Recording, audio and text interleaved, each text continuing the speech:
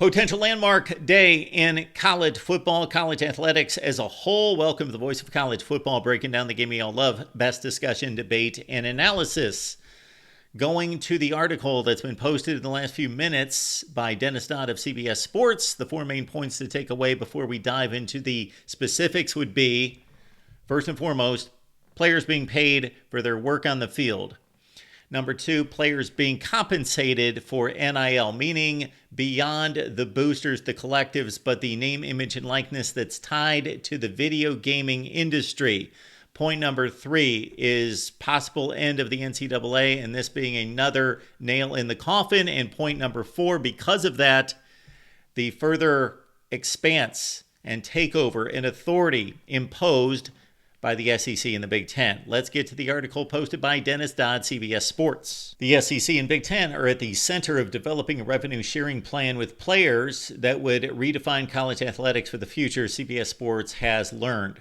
The still unrefined proposal, currently utilizing the name Modern Model, they'll have to come up with a different name, would not only share revenue with players, but also perhaps help settle the House versus NCAA lawsuit that goes to trial in January of 2025. The antitrust lawsuit is a class action complaint alleging the NCAA and power conferences have conspired to suppress athletes' compensation. The lawsuit continues to be the top hurdle for programs in planning college athletics' future. Settlement money alone could cost universities between $15 and $20 million. Athletic directors have been frustrated trying to figure out how to rearrange their budgets or otherwise account for a payment of that size. ESPN reported Monday that the Power Four conferences are in, quote, deep discussions regarding a revenue sharing plan.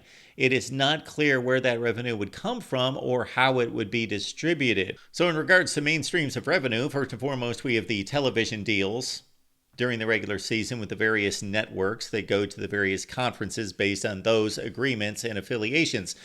Number two is, of course, the expanded college football playoff that is going to make the industry of college football so much more money than the 4-team playoff has over the past 10 seasons. We've looked at those numbers in the past, but it's expansive. And of course, it's the Big Ten and the SEC leading the way, taking 58% share versus 32% for the other conferences.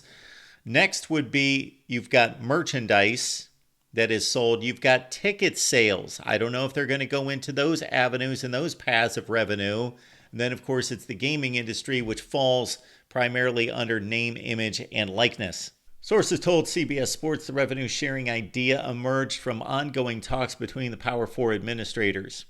In February, the SEC and the Big Ten announced a joint advisory group to address the future of college athletics. And even though that framework was somewhat vague and somewhat contextual, it was very specific in these regards that the Big Ten and the SEC would wield their influence in terms of the future of the sport and tackle some of the adversities, the issues, the challenges facing the sport right now. And here we are a few months later, and the Big Ten and the SEC doing just that.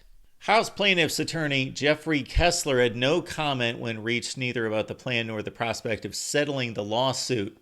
Quote, it's something that schools hope they can take to Kessler and say, here's something that we propose as the future model. Will you take this to settle as the future part of your case? End quote, explained a source familiar with the talks. The House suit claims college athletes are entitled to a share of television revenue as well as money from their likeness appearing in video games from the past. Because it is an antitrust case, damages sought could be tripled.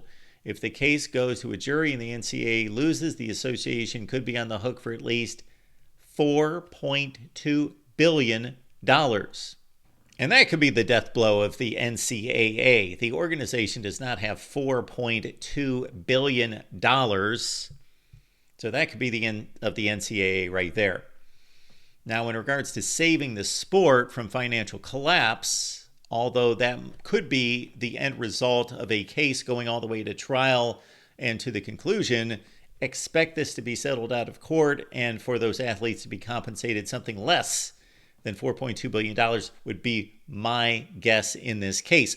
And it's also interesting to notice the next paragraph states. USA Today quoted a sports economics expert for the plaintiffs who said 7,000 current and former athletes would be entitled to that money.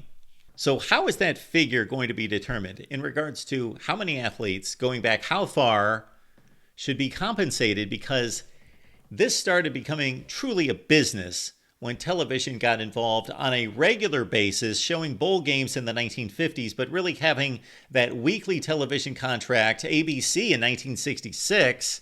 So that's when it became a business. Are there going to be former players that are going to be compensated all the way back going to the 1960s? To be fair about this, that's when it became a business. And that's really at the crux of this whole issue of how it's so disjointed, because these are universities. These are academic institutions that started sports programs. Athletic programs were the extension of academics. They were the extension of the academic and learning experience. But college football in particular, and that's what we care about here, became bigger and bigger and more popular. People showed up to the games. People paid to watch the games in person and then on television. And it started to make money, and started to make massive money in the 1950s and 60s. But that was not the outset. Therefore, we're working from a framework and a structure that is based on amateurism. However, it's a business, and now it's $1 billion business, and that's why it is so conflicting in its framework and structure versus what it actually has become and currently is. Quote, "It's a case that could end the NCAA," sports law attorney Mitt Winter told CBS Sports. "Since at least July 2021, major college athletics have been stuck in neutral as NIL emerged as a largely uncontrolled way to compensate players. Furthermore, multiple lawsuits and court rulings have gone against the NCAA, all of them. The landmark Alston versus NCAA ruling basically stripped the NCAA of its ability to even oversee compensation. The association is facing at least 3 other major antitrust suits." The SEC and the Big Ten have increasingly taken over the sport as not just leading stakeholders, but leaders, period. So as it states right there, the SEC and the Big Ten for decades have been the power brokers in the sport from the standpoint of picking up the most eyeballs on television. That translates to money. And then the most rear ends in the seats translates to money. Therefore, that power and influence has been something that's been unofficial.